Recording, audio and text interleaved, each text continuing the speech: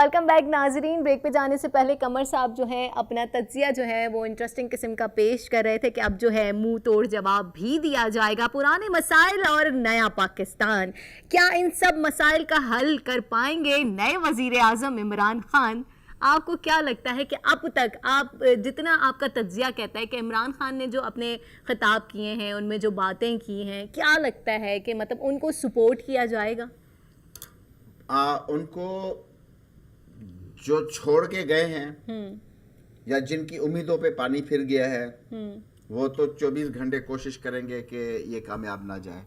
لیکن اب جب عوام کو ہوپ ہو چلی ہے, عوام کو تو کافی امیدیں وابستہ ہیں اور عوام بس کہتی ہے کہ بس جلدی سے تبدیلی آ جائے. ہاں خیر وہ جلدی سے تو نہیں آ پائے گی, وہ تو ہم صبر رکھنا پڑے گا, لیکن آہستہ آہستہ آنا شروع ہو جائے تو سمجھیں کہ ہم بہت کامیاب جا رہے ہیں. بالکل بالکل.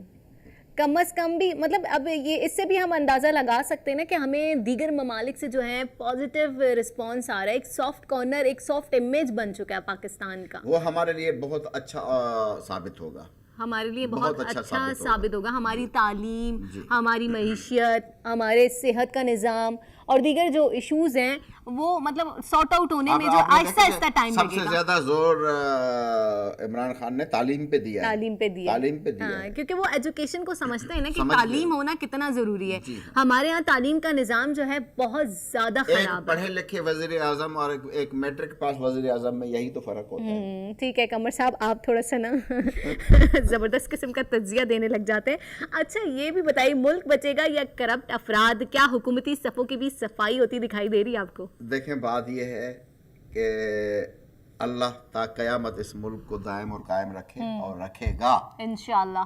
سمجھا نا؟ انشاءاللہ. اس ملک کے جو دشمن ہیں, جنہوں نے اس ملک کو نچوڑا, جنہوں نے اس ملک کو کسی قابل نہیں چھوڑا, اللہ ان کو نہیں چھوڑے گا. ان کا حال تو دیکھیں نا سامنے, پیشی پہ پیشی, پیشی پہ پیشی, سماعت پہ سماعت. حال دیکھیں, آپ کو تو ابھی پتہ ہی نہیں ہے, وہ چل ہی نہیں پا رہے, وہ یوں کانپ رہے ہیں, دو بندے پکڑ کے چل رہے ہیں. صحیح. وہ ابھی تو اسٹارٹ ہے. صحیح. ابھی تو میں تو ابھی وہ دیکھ کے حیران ہو گیا ہوں کہ زندگی میں پہلی دفعہ مولانا ڈیزل ہار گیا ہے تو ابھی وہ مارا پھر رہا ہے کہ کہیں مجھے چپراسی رکھ لو. اگر وہ بھی نہ ملی تو شاید خودکشی نہ کر لے وہ.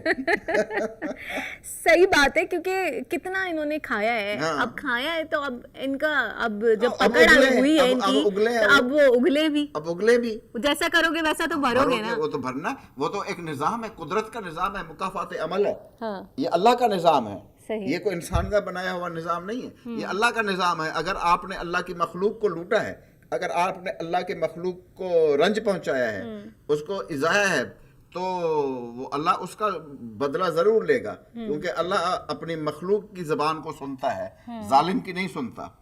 مخلوق جو اللہ کی ہے اگر وہ تکلیف میں ہے تو اللہ کہتا ہے سمجھو میں تکلیف میں, تو پھر وہ کیسے ان کو چھوڑے گا کہ تم آزاد گھومو. ہم اپنے ریلوے کے نظام کی بات کر لیتے ہیں. ریلوے کا کتنا نظام ہمارا خراب ہے, کتنے ہم نے ایکسیڈنٹ دیکھے ہیں اور کتنا مطلب اس طرح سے لاس ہوا ہے. تو عوامی مسلم لیگ کے سربراہ شیخ رشید صاحب جو ہیں اب وزیر ریلوے بن چکے ہیں, تو وہ کہتے ہیں کہ میں ریلوے کا نظام جو ہے بہت جلد تبدیل کر دوں گا. کیا لگتا ہے آپ کو کہ ان کے اندر ایسی اسپرٹ ہے کہ وہ کر سکیں گے؟ اچھا, وہ کر دے گا. وہ پہلے بھی جب آج کل کافی ایکٹیو دکھائی دے رہے ہیں بنے تھے, تب اس وقت بھی وہ ریلوے کو کچھ اس نے بہتر کر دیا تھا جو نظر آیا تھا, اور ابھی تو اس کو اوپن ہینڈ ہے, تو وہ انشاءاللہ مجھے امید ہے کہ بہت اچھا کر کے دکھائے گا. اچھا, آپ کو یہ نہیں لگتا کہ شیخ رشید صاحب بھی کبھی کبھی کافی جذباتی ہو جاتے ہیں؟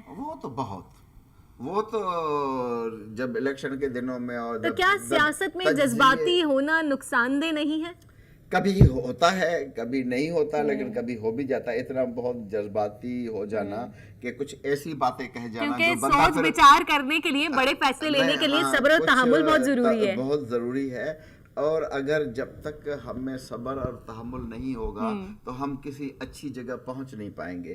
سارے کام جذبات سے نہیں ہوتے, کہیں جذبات دکھانے پڑتے ہیں, کہیں صبر دکھانا پڑتا ہے, کہیں پہ مطلب کوآپریٹ کرنا پڑتا ہے. اور آپ کے اوپر جب اتنی بڑی ذمہ داری ہو تو اس ذمہ داری کو بہت سکون سے لے کے کرنا پڑتا ہے, بہت کچھ. اس وقت ہمیں بہت سخت پیشنٹ کی ضرورت ہے. اور تو یہ ساری خوبیاں عمران خان میں ہیں. وہ اپنے ہر چیز کو دیکھ بھال کے دیکھے گا, یہاں مجھے کیا کرنا ہے, یہاں مجھے کیا کرنا ہے, تو وہ اس حساب سے اپنی ٹیم کو بھی جو ہے وہ یہی ہدایات ہوں گی اور کہے گا کہ آپ لوگ بھی. اور پھر مجبور جب ایک سربراہ ایک کام کرے گا نا تو اس کے جو نیچے والے ہوں گے نا وہ اسے پہلے ہی وہ کام کرنا شروع کر دیں گے. ہاں صحیح بات ہے. اچھا نواز شریف ہو یا آصف علی زرداری, دھن دولت کا حساب کتاب اب دینا پڑے گا, تو کیا لگتا ہے کہ ان کے اوپر پریشر آ چکا ہے عمران خان صاحب کا؟ دیکھیں ابھی تو عمران خان نے, کیونکہ وہ تو نہیں چھوڑنے والے اب, ابھی تو عمران خان نے پریشر ڈالنا شروع ہی نہیں کیا, یہ تو ابھی ان کے پرانے پریشر ہیں. لیکن تبدیلیاں دیکھنے میں آ رہی ہیں نا, تو وہ انہوں نے بھی بھانپ لیا ہے کہ اب ہمارا وقت قریب ہے کہ ہمارا پورا حساب کتاب ہوگا.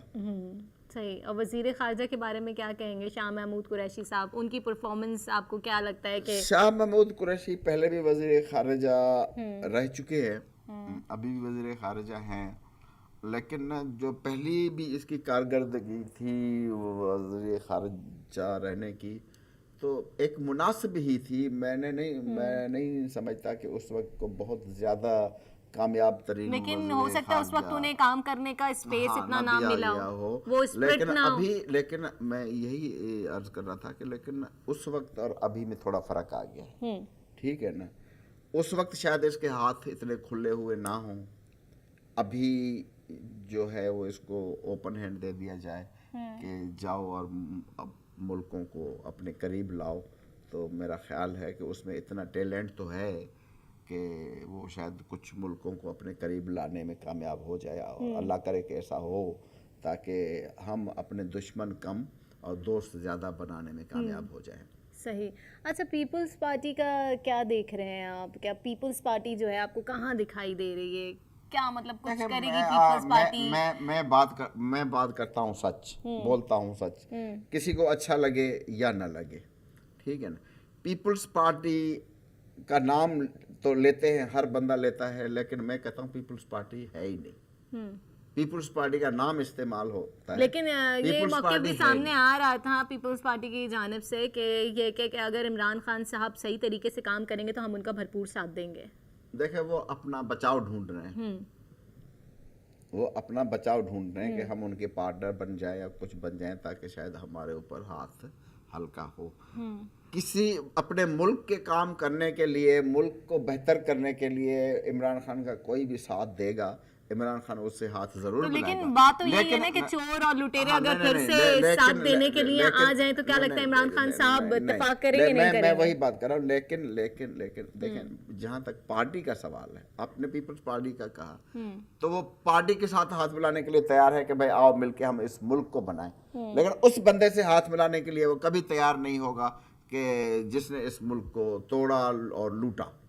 وہ اس بندے سے نہیں ملے گا, اس کو کہے گا اس کو مائنس کرو تو آ جاؤ, نہیں تو میں نہیں کرتا. میں اگر ان کو پھر ملا لیا تو پھر فرق کیا رہ گیا؟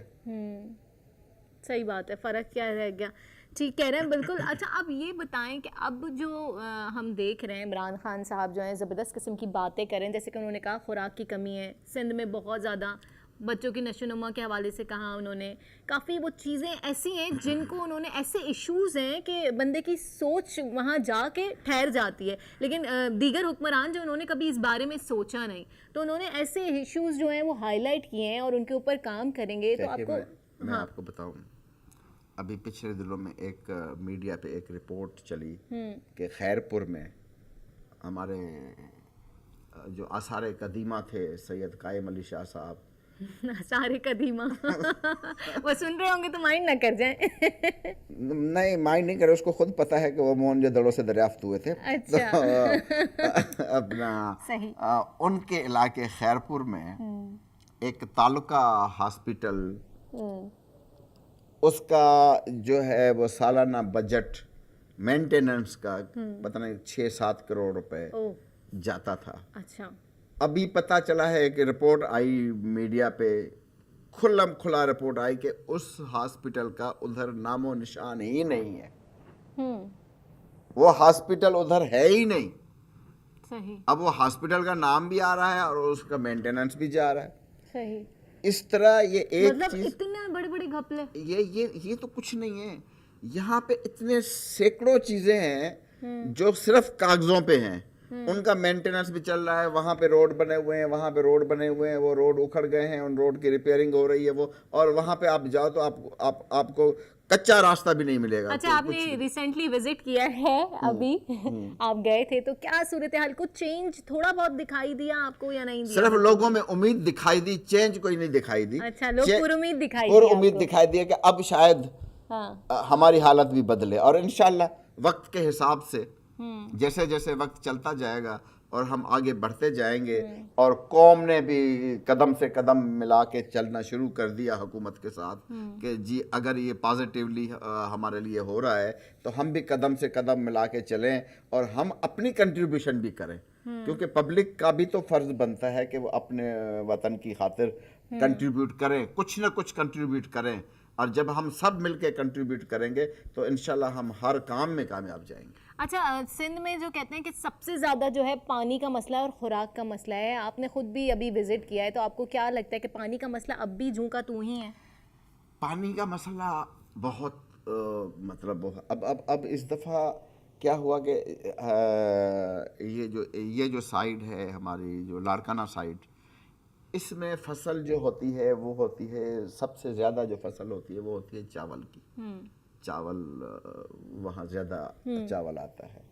اس دفعہ اتنے دیر سے پانی دیا گیا کہ وہ وقت ہی نکل گیا کہ جس میں لوگوں کی فصلیں اچھی ہوں اور اگ سکیں, تو کافی بڑا لاس ہے. تو میرا خیال ہے کہ اس دفعہ کہیں چاول کی یا کہیں کھانے پینے کے اشیاء کی کہیں کمی نہ آ جائے, کیونکہ بہت دیر سے پانی آیا اور وقت پہ ہماری فصلیں جو ہیں وہ نہ لوگ بیج لگا سکے نہ پانی میں وہ کر سکے, تو میرا خیال ہے اس کا نقصان ہمیں آنے والے دنوں میں پاک دیکھنا پڑے گا. ابھی تنازع کے اوپر کا بھی مسئلہ جاری ہے, مذاکرات چل رہے ہیں, اس حوالے سے بھی بات کریں گے, مگر پروگرام میں وقت ہوا ایک شارٹ بریک کا.